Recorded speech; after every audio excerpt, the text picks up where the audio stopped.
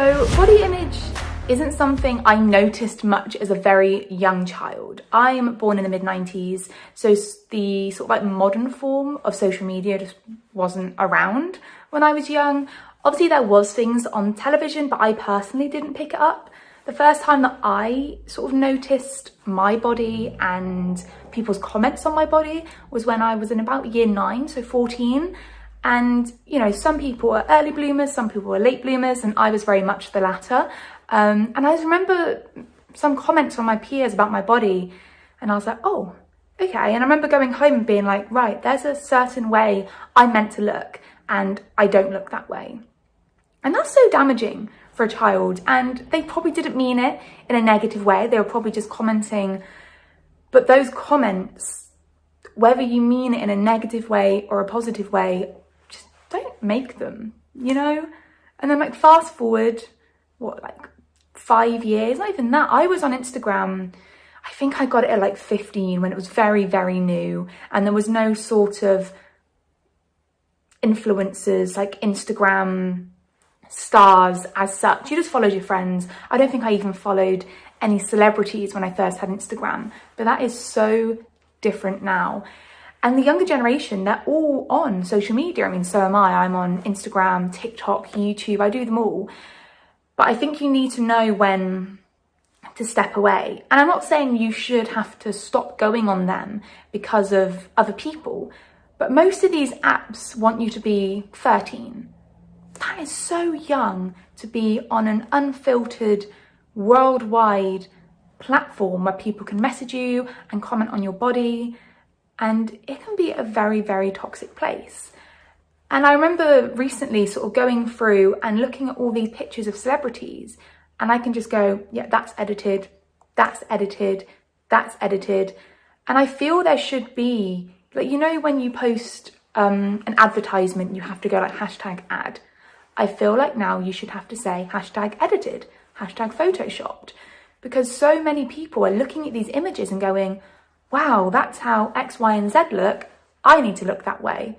When really X, Y, and Z don't look like that. And they've had a whole team doing their hair, their makeup, sort of editing the photos after. And I think we've all, in a way, kind of become accustomed to seeing edited photos. But edited videos is something that, for some reason, I just didn't really think was a thing. And recently, you've probably seen it. I'm not going to name the brand, but a brand put out a new campaign for their new range of underwear, and the lady is led on her side.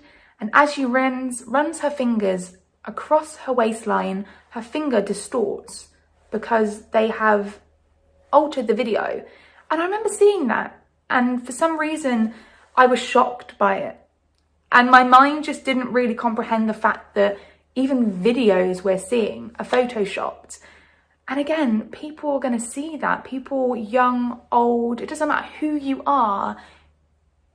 Those intrusive thoughts and those ideas that I have to look that way, even though everyone knows they're edited, you still sit there and go, well, maybe I should edit mine, or maybe I should look that way. And although social media can be a very, very positive place, and there is so much good on social media, and it isn't just social media, there can be a negative place. It's the press, it's movies, it's adverts for razors and shaving cream. When you look and you're like, well, that person's not got a speck of hair on their body. Or adverts for, you know, acne cream, and you look at them and go, they have one pimple. You know, they're always putting out the perfect. And what is perfect? What is the ideal body? Who came up with perfect? Who came up that it's got to be tall and spotless and hairless and skinny, like Barbie, for example? Studies have found that if Barbie were a human, she wouldn't be able to stand up straight. She wouldn't have a period. Like, her body is so out of proportion, yet we sell this doll to children. It's targeted at children. And I know it's just a doll, but it's damaging. Children are seeing that doll. And then the cases of eating disorders and depression, the ages are getting lower and lower and lower. Whether that's because we're diagnosing it better now because of, you know, more modern science, or if it is a direct correlation to everything that's happening. I don't know, I just feel like campaigns and social media should say when something's edited, just like they say when something is an advertisement. I think they should say when something's edited, because it's so toxic. It's creating this distorted idea of what you need to be, and everybody's different. You know, I'm never going to be a size 6. It's just not in my bone structure.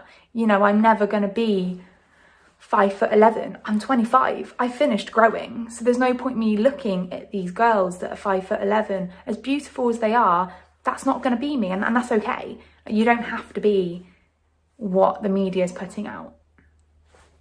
So sorry that I rambled a bit there. But yeah, I just wanted to sort of get my point across about body image and how we should all accept who we are, because you can't always change it. And yeah, there's so much more important things in life than your appearance. And if we could all just be a bit kinder to each other, I feel like the world would be a much, much better place.